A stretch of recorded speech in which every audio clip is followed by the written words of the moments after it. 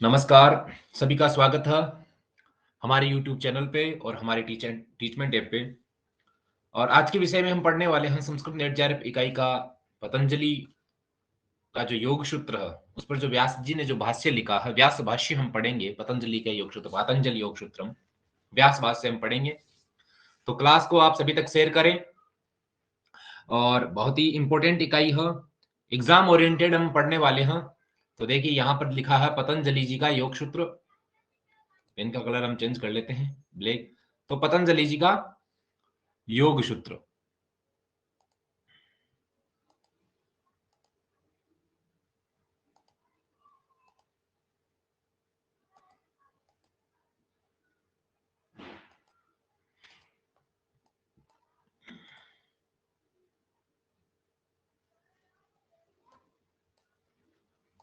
हाँ ठीक है, ओके। तो पतंजलि जी का योग सूत्र है और ये व्यास जी ने जिन पे भाष्य लिखा है उसको हम पढ़ने वाले, अध्ययन करेंगे। तो शुरू करते हैं, क्लास को आप शेयर करें। देखिए पतंजलि जी का योग सूत्र, ध्यान दें। पतंजलि जी का जो योग सूत्र है, योग जो शब्द बनता है वो कैसे बनता है? युज धातु है। कौन सी धातु है? युज धातु है। और युज धातु से हम प्रत्यय करते हैं कौन सा? घय प्रत्यय। और घय प्रत्यय करने से बनता है योग इति रूपम सिद्धम, योग बनता है। और इस युज धातु का अभिप्राय होता है, इसका अर्थ होता है समाधि। और समाधि का अर्थ है ईश्वर के साथ जुड़ जाना। यही क्या है? योग है। और ये क्या है? समाधि है। यानी यहां लिखा है जीव और ब्रह्मत्व का जो एकत्व है वही योग है। जीव और ब्रह्मत्व का एकत्व ही क्या है? योग है। क्लियर है? अब ये जो पतंजलि जी का जो योग सूत्र है, यह 4 पादों में विभक्त है। आपसे पूछा जा सकता है, तो इसका आप क्रम से नाम याद रखें। समाधिपाद, जिसमें कितने सूत्र हैं? 51 सूत्र हैं। क्लियर है? समाधिपाद जिसमें कितने सूत्र हैं? 51 सूत्र हैं। क्लियर है? उसके बाद है साधनपाद, उसके बाद है विभूति और है केवल्य। ये 4 पाद हैं। ध्यान दें, पतंजलि जी का योग सूत्र समाधिपाद, साधनपाद, विभूति और केवल्य। क्लियर है? तो यहां तक आपको क्लियर होना चाहिए। आगे बढ़ते हैं, पतंजलि जी का योग सूत्र। देखिए योग दर्शन में पतंजलि जी ने 195 सूत्र जो है वो प्रस्तुत किए हैं। कितने सूत्र? 195 सूत्र प्रस्तुत किए हैं। क्लियर है? इसलिए ये क्या कहलाया? योग सूत्र कहलाया, क्योंकि इन्होंने 195 सूत्र प्रस्तुत किए हैं पतंजलि जी ने। इसलिए ये क्या कहलाया? योग सूत्र कहलाया। प्रमुख व्याख्या ग्रंथ इस पर कौन कौन से लिखे गए हैं? तो ध्यान रखना, व्यास जी ने जो लिखा है, व्यास भाष्य लिखा है इस पर। एक है वाचस्पति मिश्र जी, इन्होंने तत्व वैशारदी नाम ग्रंथ लिखा है। क्लियर है? आगे है विज्ञान भिक्षु, जिन्होंने योग वार्तिक लिखा है। और भोज की एक मिलती है, भोज वृत्ति। क्लियर है? तो ये व्यास भाष्य व्यास जी ने लिखा है, तत्व विशारदी वाचस्पति मिश्र ने लिखा है, योग वार्तिक विज्ञान भिक्षु ने लिखा है, भोज वृत्ति भोज ने लिखा है। तो ये प्रमुख व्याख्या ग्रंथ हैं, आप याद रखें। और ये 195 सूत्र जो है वो प्रस्तुत किए गए हैं। क्लियर है? आगे बढ़ते हैं। अब हम सबसे पहले बात करेंगे चित्त भूमि की। पतंजलि जी का जब पतंजलि योग सूत्र पढ़ते हैं, व्यास जी ने जो भाष्य लिखा है उसमें हम पढ़ते हैं चित्त भूमि। यानी चित्त की कितनी भूमि है? 5 भूमि बताई हम।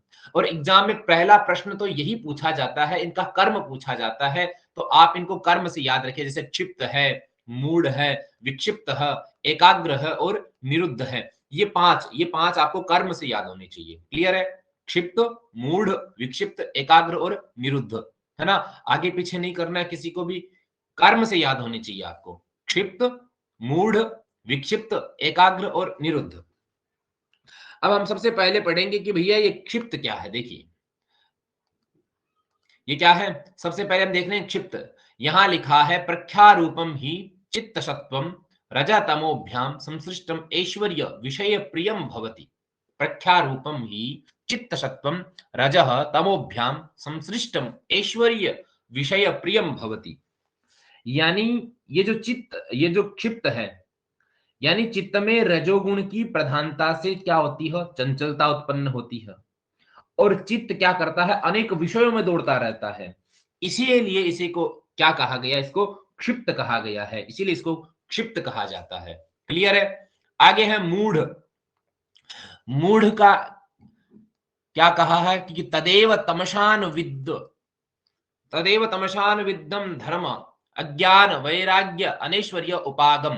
ये क्या है? मूढ़। तदेव तमसानुविद्धम धर्म अज्ञान वैराग्य ऐश्वर्य उपागम, यानी कि तमोगुण की प्रधानता। यहां लिखा ना तदेव तमसा, तम तम यानी तमोगुण, और उसमें हमने पढ़ा क्या? रजोगुण की प्रधानता से चंचलता उत्पन्न होती है क्षिप्त में, और मूढ़ में तमोगुण की प्रधानता से निद्रा, आलस्य, है ना, आदि जो अवगुण है इनका प्रभाव बढ़ता है, और इसी अवस्था को क्या कहते हैं? मूढ़ कहते हैं। आगे है विक्षिप्त, 3 नंबर का है विक्षिप्त। लिखा है तदेव प्रक्षीण मोहावरणम सर्वतः प्रद्योत मानमनुविद्धम रजो मात्रया धर्म ज्ञान वैराग्य ऐश्वर्य उपागम भवति। तदेव प्रक्षीण मोहावरणम सर्वतः, ये आप याद रखें परिभाषाएं, सर्वतः प्रद्योत मानमनुविद्धम रजो मात्रया धर्म ज्ञान वैराग्य ऐश्वर्य उपागम भवति। ऐश्वर्य उपागम भवति इति विक्षिप्त। ये क्या है? विक्षिप्त है। इसमें क्या है? इसमें सत्व गुण है। विक्षिप्त क्या है? सत्व गुण की प्रधानता से उत्पन्न, यानी एकाग्रता के अचानक रजोगुण के प्रभाव से भंग हो जाने की जो अवस्था होती है उसको क्या कहते हैं? विक्षिप्त कहते हैं। आगे है चौथा एकाग्र। एकाग्र में लिखा तदेव रजोलेश मलापेतम स्वरूप प्रतिष्ठम, स्वरूप प्रतिष्ठम सत्व पुरुषान्यता ख्याति मात्रम धर्म मेद ध्यानोपगम भवति। तदेव रजोलेश मलापेतम स्वरूप प्रतिष्ठम सत्व पुरुषान्यता ख्याति मात्रम धर्म मेद ध्यानोपगम भवति एकाग्र, यानी सत्व गुण की प्रधानता से जब चित्त किसी एक विषय में एकाग्र रहता है जिससे संप्रज्ञात समाधि प्राप्त होती है, ऐसी अवस्था को एकाग्र कहते हैं। ऐसी अवस्था को क्या कहेंगे? एकाग्र कहेंगे। ये क्या है? ये चित्त भूमि है। आगे है निरुद्ध। निरुद्ध का मतलब होता है रोक देना, यानी संप्रज्ञात समाधि को प्राप्त करने के बाद जब ध्याता है, ध्यान और ध्येय रूपी जो त्रिपुटी है वो समाप्त हो जाती है, तब प्राप्त जो असंप्रज्ञात समाधि है उसकी अवस्था ही क्या कही जाती है? निरुद्ध कही जाती है। तो ये 5 प्रकार की क्या है? चित्त भूमि है, और ये आपको कर्म से याद होना चाहिए। क्षिप्त, मूढ़, विक्षिप्त, एकाग्र और निरुद्ध, ये 5 प्रकार की चित्त भूमि है। क्लियर है? आगे बढ़ रहे हैं। आगे देखिए, आगे है चित्त वृत्तियां। हमने पढ़ी चित्त भूमि, अब 5 प्रकार की चित्त वृत्तियां भी हैं। 5 प्रकार की चित्त वृत्तियां हैं। कौन कौन सी हैं? देखिए लिखा है प्रमाण, विपर्ययी, विकल्प, निद्रा और स्मृति। ये 5 प्रकार की क्या है? चित्त वृत्तियां हैं। चित्त वृत्तियां हैं, याद होना चाहिए कर्म से आपको। प्रमाण, विपर्ययी, विकल्प, निद्रा और स्मृति, ये 5 प्रकार की क्या है? चित्त वृत्तियां हैं। ध्यान देना, कर्म से आपको याद होना चाहिए। 1 या 2 प्रश्न इन्हीं से बन जाते हैं, ज्यादा डीप में न जाकर कई बार यही प्रश्न देते हैं। आप प्रश्न पत्र उठा के देख लेना, बहुत सी बार एग्जाम में ऐसे प्रश्न जो हैं वो पूछे गए हैं। तो ध्यान दें, प्रमाण, विपर्य, विकल्प, निद्रा और स्मृति, ये 5 प्रकार की चित्त वृत्तियां कही गई हैं। अब हम एक एक पढ़ेंगे कि प्रमाण क्या है, विपर्य क्या है, विकल्प क्या है, निद्रा क्या है और स्मृति क्या है। क्लियर है? तो आगे बढ़ते हैं। सबसे पहले हम बात करते हैं प्रमाण की। तो प्रमाण क्या है? ज्ञान को क्या कहते हैं? प्रमा कहते हैं। और ज्ञान के साधन को क्या कहेंगे? प्रमाण कहेंगे। समझ रहे हो बात को? ज्ञान को क्या कहते हैं? प्रमा कहते हैं, और ज्ञान के साधन को प्रमाण। अब ये जो प्रमाण है इसके 3 भेद हैं। कितने भेद माने हैं? 3 भेद माने। कौन कौन से? तो ध्यान देना, प्रत्यक्ष, अनुमान और शब्द। प्रत्यक्ष, अनुमान, शब्द, या इसको हम आगम भी कह सकते हैं। तो प्रत्यक्ष, अनुमान और आगम या शब्द, ये 3 प्रकार के प्रमाण के भेद हैं। तो ये भैया आगम क्या है? तो जो आप्त पुरुष है उस आप्त पुरुष के शब्द को क्या कहते हैं? आगम कहते हैं। आप्त पुरुष के शब्द को क्या कहते हैं? आगम कहते हैं। क्लियर है? ईश्वर सबसे बड़ा क्या है? आप्त है। और वेद सबसे बड़ा क्या है? आप्त वाक्य। इसलिए शब्द ही सबसे बड़ा प्रमाण है। इसलिए शब्द ही क्या है? सबसे बड़ा प्रमाण है। तो ये 3 प्रकार के प्रमाण है, प्रत्यक्ष, अनुमान, आगम प्रमाणानि। प्रत्यक्षानुमानागमाः प्रमाणानि, ये 3 प्रकार के प्रमाण जो हैं वो कहे गए हैं। यानी ये चित्त की वृत्तियां हैं, है ना? चित्त की वृत्तियां 5 हैं। प्रमाण, विपर्यय, विकल्प, निद्रा और स्मृति, जिसमें हमने पहला पढ़ा है प्रमाण। आगे बढ़ रहे हैं, आगे देखिए विपर्यय। अब विपर्यय क्या है, विपर्यय की हम चर्चा करेंगे कि विपर्यय किसको कहते हैं। तो ध्यान देना, विपर्यय क्या है, विपर्यय, विपर्ययो मिथ्या ज्ञान मत रूप प्रतिष्ठम, विपर्ययो मिथ्या ज्ञान मत तद रूप प्रतिष्ठम, अर्थात मिथ्या ज्ञान ही क्या है, विपर्यय है। मिथ्या ज्ञान ही क्या है, विपर्यय है, यानी जो झूठा है, मिथ्या है, मिथ्याभाषित होता है। यानी कि देखिए यहां समझिए, जो वस्तु जहां नहीं है उसकी वहां प्रतीति क्या है, विपर्यय है। जैसे कोई रस्सी को क्या समझ लेता है, सर्प समझ लेता है अचानक, फिर उसको ज्ञात होता है अरे ये तो रस्सी है। तो यही क्या है, यही विपर्यय है। और ये विपर्यय जो है, ये 5 प्रकार का विपर्यय कहा गया है। अभी 5 प्रकार का विपर्यय कौन कौन सा है, तो ध्यान देना, क्या लिखा है, अविद्या, अस्मिता, राग, द्वेष और अभिनिवेश, ये 5 प्रकार के विपर्यय जो हैं वो कहे गए हैं। क्लियर है, याद रखना, अविद्या, अस्मिता, राग, द्वेष और अभिनिवेश, ये 5 प्रकार के विपर्यय कहे गए हैं।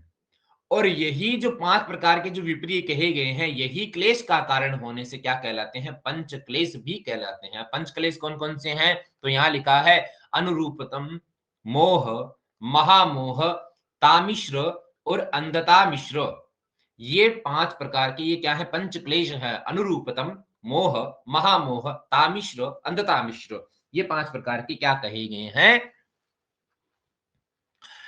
पंचक्लेश कहे गए हैं। क्लियर है, तो विपर्ययो क्या है, विपर्यय क्या है, मिथ्या ज्ञान, मिथ्या ज्ञान ही क्या है, विपर्यय है। जैसे रस्सी में सर्प, ये क्या है, ये विपर्यय है। और ये विपर्यय कितने प्रकार का है, तो भैया ये विपर्यय जो है वो 5 प्रकार का कहा गया है।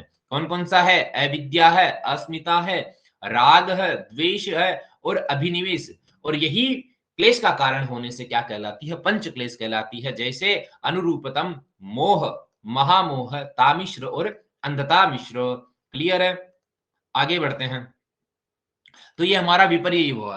अब हम तीसरा प्रकार का जो चित्त की वृत्ति है वो पढ़ रहे हैं, जो है विकल्प। विकल्प क्या है, यानी जिस ज्ञान का आधार शिवाय शब्दों के और कुछ ना हो, उसको हम क्या कहते हैं, विकल्प कहते हैं। उसको क्या कहते हैं, विकल्प कहते हैं। शब्द ज्ञानानुपाती वस्तु शून्यो विकल्प है। लिखा ना, ये लक्षण जो है लिखा हुआ ना, ये आप याद रखेंगे सारी चीजें। लिखा है शब्द ज्ञानानुपाती, शब्द ज्ञानानुपाती वस्तु शून्यो विकल्प, शब्द ज्ञानानुपाती वस्तु शून्यो विकल्प। जिस ज्ञान का आधार सिवाय शब्दों के कुछ और ना हो, केवल शब्द ज्ञान से चिंतनीय है और वास्तविकता से रहित ज्ञान ही क्या है, विकल्प है। क्लियर है, आगे देखिए, आगे है निद्रा। निद्रा किसको कहते हैं, तो लिखा है अभाव प्रत्यय आलम्बना वृत्ति निद्रा, यानी जो सुसुप्ति है वही क्या है, निद्रा है। सुसुप्ति की जो अवस्था है निद्रा, अभाव प्रत्यय आलम्बना वृत्ति निद्रा, है ना। यानी चित्त में सभी वृत्तियों का अभाव होना क्या है, निद्रा है। क्लियर है, आगे हम पढ़ेंगे स्मृति। 5 नंबर का जो चित्त वृत्ति है वो कौन सी है, स्मृति। स्मृति का लक्षण क्या है, अनुभूत विषया संप्रमोष स्मृति ही, अनुभूत विषया संप्रमोष स्मृति ही। समझ रहे हो बात को, अनुभूत विषया संप्रमोष स्मृति, यानी अनुभूत जो विषय हैं उनकी अवधारणा करना, वही क्या है, स्मृति है। ये स्मृति 2 है, यथार्थ और अयथार्थ। समझना समझना इस बात को, यथार्थ है वही तो क्या है, वही अभावित स्मृति है। और जो अयथार्थ है वो क्या है, वो है भावित स्मृति। यहां भेद समझ लेना, अयथार्थ में आप अभावित नहीं कर देना और यथार्थ में आप भावित नहीं करते। यथार्थ यानी यथार्थ पदार्थ का स्मरण, वही क्या है, यथार्थ स्मृति है, यानी अभावित स्मृति है, यथार्थ पदार्थ का स्मरण। और अयथार्थ स्मृति क्या है, यानी कल्पित या मिथ्या पदार्थ का स्मरण क्या है, वो भावित स्मृति कहलाती है। वो क्या है, भावित स्मृति है। जो क्या है, कल्पित है, मिथ्या है, वही क्या है, भावित स्मृति है। यहां आप यूं समझिए, स्वप्नावस्था में जो पदार्थ का ज्ञान है वो कौन सी स्मृति है, तो वो भावित स्मृति है।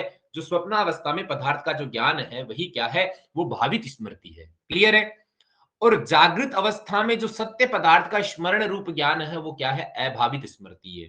तो यहां आप क्लियर हो गए होंगे। स्वप्नावस्था में जो पदार्थ का ज्ञान है वह क्या है? भावित स्मृति है। और जागृत अवस्था में जो सत्य पदार्थ का स्मरण रूप ज्ञान है वो क्या है? अभावित स्मृति है। वो क्या है? अभावित स्मृति है। क्लियर है? तो ये 5 प्रकार की चित्तवृत्तियां हो गई है। क्लियर है? 5 प्रकार की चित्तवृत्तियां कौन कौन सी पढ़ी आपने? प्रमाण, विपर्य, विकल्प, निद्रा और ये स्मृति आपने पढ़ी है। आगे बढ़ते हैं। ये इंपॉर्टेंट है और मोस्ट है, ईश्वर का स्वरूप, है ना। देखिए साथियों, मैं जो आपके सामने लेकर आया हूं, एग्जाम में आपका क्वेश्चन इससे भिन्न नहीं होगा, इसी में से आपका क्वेश्चन होगा, है ना, इससे बाहर नहीं होगा। अगर आप इनको पढ़ेंगे, इसका अध्ययन करेंगे तो आपका काम हो जाएगा।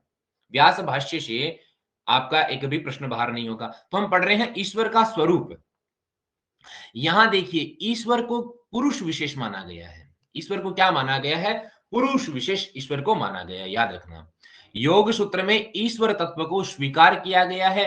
यानी योग के कितने अंग हैं? 8 अंग हैं और उन 8 अंगों में ईश्वर एक है। हम पढ़ेंगे 8वां अंग। तो योग सूत्र में ईश्वर तत्व को स्वीकार किया, पहली बात तो ये। और ये जो योगांग है, यानी योग के जो 8 अंग हैं उनमें से ईश्वर एक है। इसी ईश्वर प्रणिधान को क्या कहा गया है? भक्ति संज्ञा से अभिहित किया गया है। भक्ति संज्ञा से अभिहित किया गया है। यहां इसका लक्षण लिखा गया है, देखिए ये दिया हुआ ना, क्लेश कर्म विपाका सैर परामृष्ट पुरुष विशेष ईश्वर। पुरुष विशेष ईश्वर। यहां पेन थोड़ा व्हाइट लेना पड़ेगा अपन को, है ना। क्लेश कर्म विपाका सैर परामृष्ट पुरुष विशेष ईश्वर। पुरुष विशेष ईश्वर, ये लक्षण आप याद रखें। ईश्वर का स्वरूप तो क्लेश कर्म विपाका से परामृष्ट पुरुष विशेष ईश्वर। पुरुष विशेष ईश्वर है, वही क्या है? ईश्वर है। क्लियर है? तो यह आपको ध्यान होना चाहिए कि ईश्वर क्या है, यानी ईश्वर को पुरुष विशेष माना गया, पहली बात तो ये कही। और योग सूत्र में ईश्वर तत्व को स्वीकार किया गया। योग के 8 अंगों में ईश्वर एक है और इसी ईश्वर को प्रणिधान को भक्ति संज्ञा से अभिहित किया गया है ना। जिसका लक्षण आपने पढ़ा, क्लेश कर्म विपाका सैर परामृष्ट पुरुष विशेष ईश्वर। ईश्वर का बोधक, यहां देखिए, ईश्वर का बोधक शब्द अर्थात अभिधायक जो नामक है वो क्या है? ओंकार है। वो क्या है?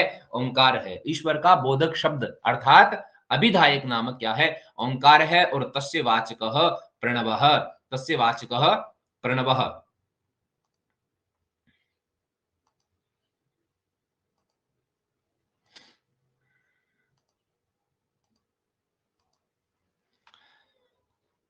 वाच्य ईश्वरस्य प्रणवस्य। क्लियर है? तो ईश्वर का बोधक शब्द अर्थात अभिधायक नामक क्या हो गया? वो ओंकार हो गया। तस्य वाचकः प्रणवः, वाच्य ईश्वरस्य प्रणवस्य। यहां देखिए, ईश्वर तथा ओंकार का कौन सा संबंध है? तो वाच्यवाचक भाव संबंध है, ध्यान देना। ईश्वर तथा ओंकार का वाच्यवाचक भाव संबंध है। ध्यान दें, यहां लिखा है योग सूत्रकार ने योग द्वारा जप तथा ईश्वर भावना को क्या कहा है? मोक्ष का साधन कहा है। कही है ना, यहां पर कहा लिख लेना। तो योग सूत्र ने योग द्वारा जप तथा ईश्वर भावना को मोक्ष का साधन कहा है। क्या कहा है? मोक्ष का साधन कहा है। क्लियर है? तो ये आपका ईश्वर का स्वरूप है और ये आप लक्षण याद रखें, है ना। और ईश्वर का बोधक शब्द अर्थात अभिधायक नाम क्या है? ओंकार है। तस्य वाचकः प्रणवः, वाच्य ईश्वरस्य प्रणवस्य। ईश्वर तथा ओंकार का वाच्य वाचक भाव संबंध है। और योग सूत्रकार जो है पतंजलि जी, उन्होंने योग द्वारा जप और ईश्वर की भावना को क्या कहा है? मोक्ष का साधन कहा है। आगे बढ़ते हैं। आगे देखिए, योगांग, योग के 8 अंग आ रहे हैं। कितने अंग हैं योग के? आपसे कोई पूछे कि योग के कितने अंग हैं तो क्या कहोगे? योग के 8 अंग हैं। और 8 अंग कौन कौन से हैं तो यहाँ दिए हुए हैं, एक एक के बारे में हम पढ़ेंगे। तो 8 आप कौन कौन से योगांग के 8 कौन से अंग हैं तो वो आप ध्यान दें। यम, नियम, आसन, प्राणायाम, प्रत्याहार, धारणा, ध्यान और समाधि। ये 8 प्रकार के योगांग जो है वो कहे गए हैं।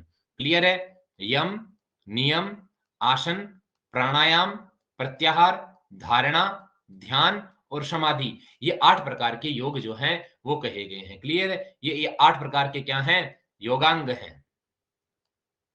यम, नियम, आसन, प्राणायाम, प्रत्याहार, धारणा, ध्यान और समाधि, ये 8 प्रकार के योगांग कहे गए हैं। अब इनमें से हम एक-एक को जो है वो पढ़ने वाले हैं, एक-एक का अध्ययन करेंगे। सबसे पहले हम योगांग में पढ़ रहे हैं, क्या पढ़ रहे हैं? यम पढ़ रहे हैं। क्या पढ़ रहे हैं? यम पढ़ रहे हैं। ध्यान देना, तो यहां लिखा यम उपरमे, यम उपरमे, और ये यम जो है ये कितने प्रकार का है? तो ये 5 प्रकार का यम है। क्लियर है? कितने प्रकार का यम कहा गया है? 5 प्रकार के यम कहे गए हैं। कौन-कौन से हैं? तो ध्यान देना, अहिंसा, सत्य, अस्तेय, ब्रह्मचर्य, अपरिग्रह, यमाः, ये 5 प्रकार के यम कहे गए हैं। तो ये आप ध्यान देना, है ना? कर्म से आपको याद होना चाहिए अहिंसा, सत्य, अस्तेय, ब्रह्मचर्य, अपरिग्रह, यमः, ये 5 प्रकार के क्या कहे गए हैं? यम कहे गए हैं। क्लियर है? आगे बढ़ रहे हैं। अब 5 प्रकार के हमने यम पढ़े हैं, अहिंसा, सत्य, अस्तेय, ब्रह्मचर्य, अपरिग्रह। इनकी थोड़ी-थोड़ी सी हम जो है वो सामान्य चीज जो संस्कृत में है वो पढ़ लेते हैं। आप भी इसका अध्ययन करना। लिखा है अहिंसा, तत्र अहिंसा सर्वथा सर्वदा सर्वभूतानां विद्रोह उतरे च यम नियमाः तन्मूलाः तत्सिद्धि परतयेव तत्प्रतिपादनाय प्रतिपादन्ते। ये क्या है? अहिंसा है। क्या है? अहिंसा है। अहिंसा प्रतिष्ठायां तत्सन्निधो वैरह त्यागः। अहिंसा, है ना? आगे है सत्य। ये हमने 5 प्रकार के यम पढ़ रहे हैं ना, उन्हीं को हम पढ़ रहे हैं। 5 प्रकार के जो हमने यम पढ़े थे, अहिंसा, सत्य, अस्तेय, ब्रह्मचर्य, अपरिग्रह, उसमें हम दूसरा नंबर का देख रहे हैं सत्य। तो सत्य के लिए लिखा सत्यम यथार्थ वांग मनसे, सत्यम यथार्थ वांग मनसे, लिखा यथा दृष्टम, यथानुमितम, यथा श्रुतम, तथा वांग मनश्च, तथा वांग मनश्च परत्र स्वबोध संक्रांतय वागुक्ता सा यदि वंचिता भ्रांता वा प्रतिपतिबंध्या वा भवेद इति। ये क्या है? सत्य है। आगे 3 नंबर का देखिए, यहां पर लिखा है अस्तेय। अस्तेय यानी स्तेयम, यहां देखिए स्तेयम शास्त्र पूर्वकम द्रव्याणाम परितः स्वीकरणम अस्तेयः, है ना? तत् प्रतिषेधः पुनरस्पृहारूपम अस्तेयम इति, अस्तेयम इति। आगे 4 नंबर में लिखा है ब्रह्मचर्य। तो ब्रह्मचर्य क्या है? ब्रह्मचर्य, ब्रह्मचर्यम गुप्त इंद्रियस्य उपस्थस्य संयमः, है ना? ब्रह्मचर्य गुप्त इंद्रियस्य उपस्थस्य संयमः, गुप्त इंद्रियों पर संयम करना, है ना? यही क्या है? ब्रह्मचर्य है। आगे लिखा है अपरिग्रह। अपरिग्रह क्या है? तो अपरिग्रह के लिए लिखा विषयाणाम अर्जन रक्षण क्षय संग हिंसा दोष दर्शनाद स्वीकरणम परिग्रह। विषयाणाम अर्जन रक्षण क्षय संग हिंसा दोष दर्शनाद स्वीकरणम परिग्रह, है ना? अपरिग्रह स्थैर्य जन्म कथा संबोध। क्लियर है? तो आगे हम बढ़ रहे हैं। आगे हम पढ़ रहे हैं, हमने यम देखा। यम के हमने 5 वे देखे, अहिंसा, सत्य, अस्तेय, ब्रह्मचर्य और अपरिग्रह, यमाह।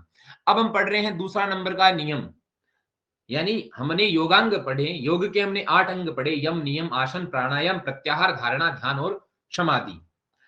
तो धारणा, ध्यान और समाधि, जिसमें हमने सबसे पहले पढ़ा यम, यम उपरमे, और ये यम हमने 5 प्रकार के पढ़े थे, अहिंसा, सत्य, अस्तेय, ब्रह्मचर्य और अपरिग्रह, है ना?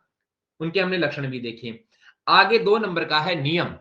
नियम क्या है? तो लिखा है सोच संतोष तप स्वाध्याय ईश्वर प्रणिधानानि नियमाः। यहां पर नीचे लिखे हुए हैं, ध्यान देना, कि सोच, संतोष, तप, स्वाध्याय और ईश्वर प्रणिधान, ये 5 प्रकार के क्या हैं? नियम हैं। सोच, संतोष, तपः, ईश्वर प्रणिधान, ये क्या है? ये नियम है। सोच संतोष तपः स्वाध्याय ईश्वर प्रणिधानानि नियमाः। क्लियर है? आगे बढ़ते हैं।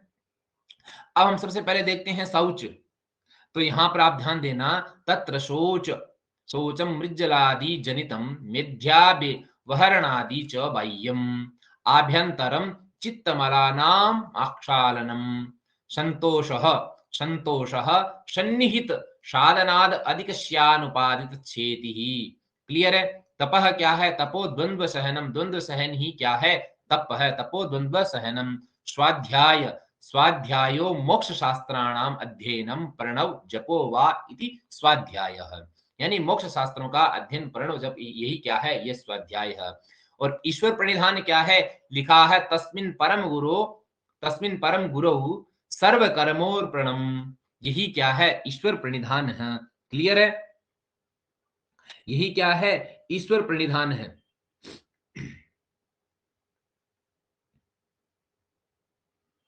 तो ये हो गया नियम। तो नियम में आपने पढ़ा सोच संतोष तपः स्वाध्याय, सोच संतोष तपः स्वाध्याय और ईश्वर प्रणिधानानि नियमाः, है ना। आगे बढ़ते हैं। अब हम बात करेंगे आसन की, कि आसन क्या है। तो आसन है स्थिर सुखम आसनम, स्थिर सुखम आसनम। ये हो गया 3 नंबर का आपका आसन। 4 नंबर पे योगांग जो है वो क्या है, प्राणायाम है। ये भी क्या है, योग का अंग है, प्राणायाम। लिखा है तस्मिन् सति श्वास प्रश्वासयोर गतिर्विच्छेदः प्राणायामः। प्राणायाम क्या है, तस्मिन् सति श्वास प्रश्वासयोर गतिर्विच्छेदः प्राणायाम है। ये प्राणायाम क्या है, तो आपने किया होगा पूरक रेचक और कुंभक, ये क्या है, प्राणायाम है। पूरक रेचक और कुंभक ये क्या है, प्राणायाम है। तो तस्मिन् सति श्वास प्रश्वासयोर गतिर्विच्छेदः प्राणायामः, पूरक रेचक कुंभक। अवांतर प्रयोजन क्या है, ततः क्षीयते प्रकाशावरणम। मुख्य प्रयोजन क्या है, धारणासु च योग्यता मनसः। क्लियर है, क्लास को आप शेयर करें। आगे हम बढ़ रहे हैं प्रत्याहार। 5 नंबर पर देख रहे हैं प्रत्याहार। प्रत्याहार क्या है,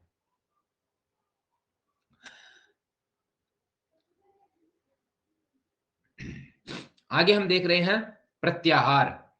क्लियर है, प्रत्याहार में लिखा, क्या लिखा, स्विषया संप्रयोगे चित्त स्वरूपानुकार इवेन्द्रियाणाम प्रत्याहारः। स्विषया संप्रयोगे चित्त स्वरूपानुकार इवेन्द्रियाणाम प्रत्याहारः, इवेन्द्रियाणाम प्रत्याहारः। आप ये लक्षण याद रख लेंगे तो ये आपका काम हो जाएगा। स्विषया संप्रयोगे चित्त स्वरूपानुकार इवेन्द्रियाणाम प्रत्याहारः, इवेन्द्रियाणाम प्रत्याहारः, है ना। क्लियर है। आगे है धारणा।